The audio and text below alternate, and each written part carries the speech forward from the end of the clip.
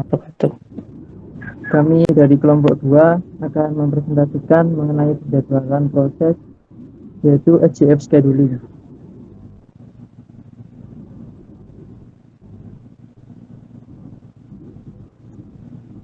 Yang pertama, untuk pengertian dari SJF atau short job first adalah algoritma di mana proses yang memiliki waktu eksekusi terkecil dipilih untuk eksekusi berikutnya.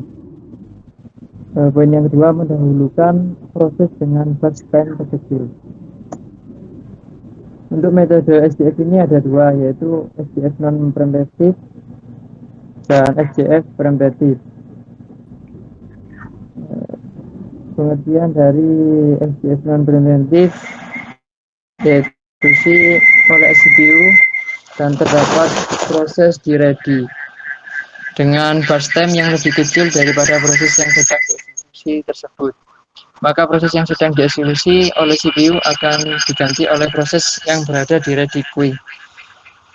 Yang kedua, SJF preemptive, yaitu CPU tidak memperbolehkan proses yang ada di ready queue untuk menggeser proses yang sedang dieksekusi oleh CPU. Selanjutnya akan dibacakan oleh Hendra.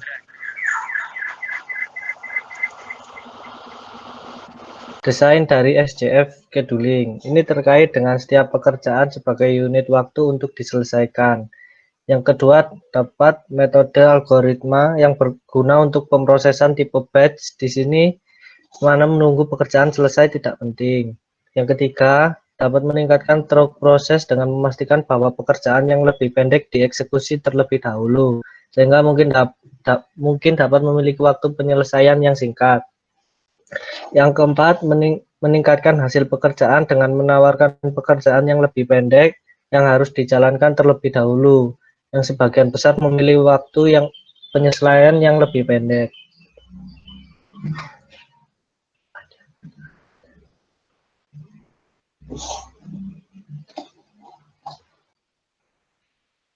Kelebihan dan kelemahan SJF scheduling. Kelebihan menggunakan SJF. SJF sering digunakan untuk penjadwalan jangka panjang. Kedua, mengurangi waktu tunggu rata-rata selama algoritma. Yang ketiga, metode SJF memberikan waktu tunggu rata-rata terendah untuk serangkaian proses tertentu. Yang keempat, ini sesuai untuk pekerjaan yang berjalan dalam batch, di mana waktu pengoperasian telah diketahui sebelumnya. Yang kelima, untuk sistem batch penjadwalan jangka panjang, perkiraan waktu burst dapat diperoleh dari deskripsi pekerjaan. Yang keenam, untuk penjadwalan jangka pendek, perlu memprediksi nilai waktu burst berikutnya. Yang ketujuh, optimal sehubungan dengan waktu dalam penyelesaian rata-rata. Kekurangan menggunakan SJF, waktu penyelesaian pekerjaan harus diketahui lebih awal dan sulit untuk diprediksi. Yang kedua, sering digunakan dalam sistem batch untuk penjadwalan jangka panjang. Yang ketiga, SJF tidak dapat diimplementasikan untuk penjadwalan CPU untuk jangka pendek. Itu karena tidak ada metode khusus untuk memprediksi lamanya ledakan CPU yang akan datang. Yang keempat, algoritma ini dapat menyebabkan waktu penyelesaian yang sangat lama atau kelaparan. Yang kelima, membutuhkan pengetahuan tentang berapa lama suatu proses pekerjaan akan berjalan. Yang keenam, mengarah pada kelaparan yang tidak mengurangi waktu penyelesaian rata-rata. Yang ketujuh, sulit untuk mengetahui lamanya permintaan CPU yang akan datang. Yang ke-8, waktu yang berlalu harus dicatat yang menghasilkan lebih banyak overhead pada prosesor. Nantinya akan dilanjutkan oleh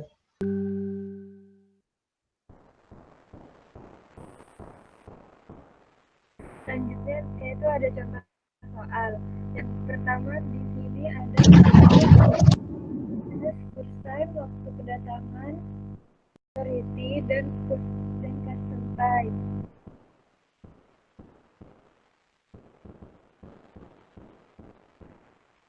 Di sini contoh soalnya itu ada waiting time. P1 sama dengan 0, P2 sama dengan 9 dikurangi 1 sama dengan 8. P3 sama dengan 6 dikurangi 3 sama dengan 3. P4 sama dengan 13 kurangi 6 sama dengan 7. Yang D ada range waiting T sama dengan P1 plus P2 plus P3 plus P tambah P4 per 4 sama dengan 0 ditambah 8 ditambah 3 ditambah 7 per 4 sama dengan 18 per 4 sama dengan 4,5. Saya akan menjelaskan lanjutan presentasi dari Vina.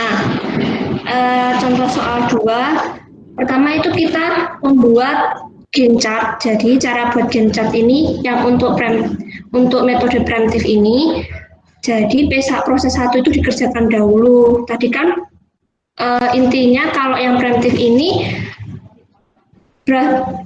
burst time yang sedikit akan dikerjakan dahulu, tetapi boleh menyela proses sebelumnya. Jadi seperti P1 ini ada proses pertama, burst time-nya ini kan 6, tapi saat dijalankan masih beberapa, kayak masih 1, itu tuh ada proses 2 yang order gitu mau dikerjakan. Terus jadi karena P2 itu burst time-nya lebih kecil, jadi mengerjakan P2 dahulu.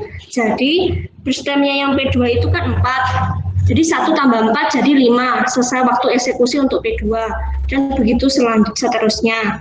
Lalu setelah membuat Gantt chart, kita dapat mencari waiting time. Waiting time ini caranya dengan waktu eksekusi dikurangi waktu datang.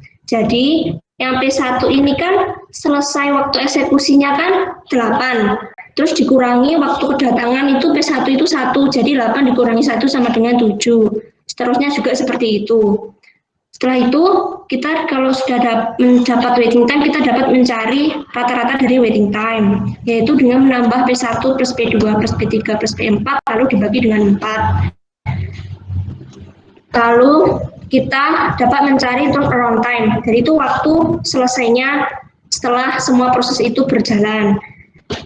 Jadi kalau P1, kalau tadi kan yang waiting time itu waktu eksekusi, kalau turnaround time ini waktu penyelesaiannya.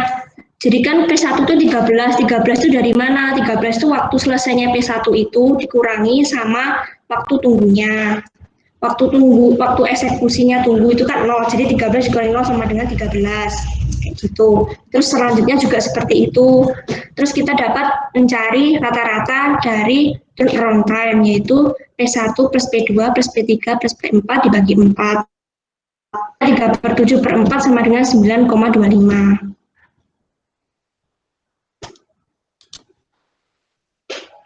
Terima kasih. Sekian presentasi dari kelompok kami. Apakah ada pertanyaan dari teman-teman? Ada Saya mau bertanya. mau bertanya, Satu-satu. Rovina. Silakan. Tadi kan di slide yang kelebihan dan kekurangan, poin nomor 6 untuk penjadwalan jangka pendek perlu memprediksi nilai waktu kurs berikutnya. Apa yang dimaksud memprediksi nilai waktu kurs? Terima kasih. Pertanyaan dari jadi di setiap proses itu memiliki waktu goals. Begitu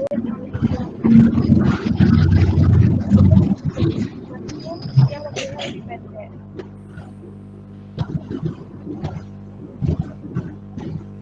Oke.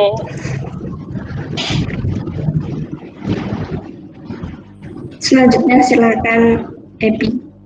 Apakah Ina sudah jelas? Jelas. Oh, ya, terima kasih, Nah.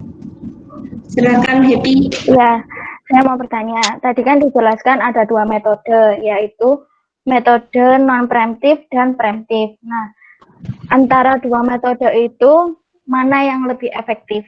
Terima kasih. Saya akan menjawab pertanyaan dari Happy.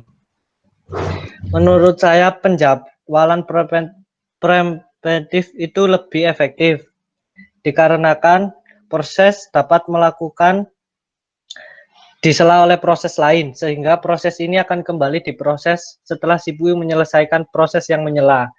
Tetapi kalau penjadwalan non-preemptif itu kurang efektif dikarenakan proses ini melakukan proses sekali run saja, kemudian diselesaikan sampai akhir, tetapi berhenti dalam keadaan menunggu.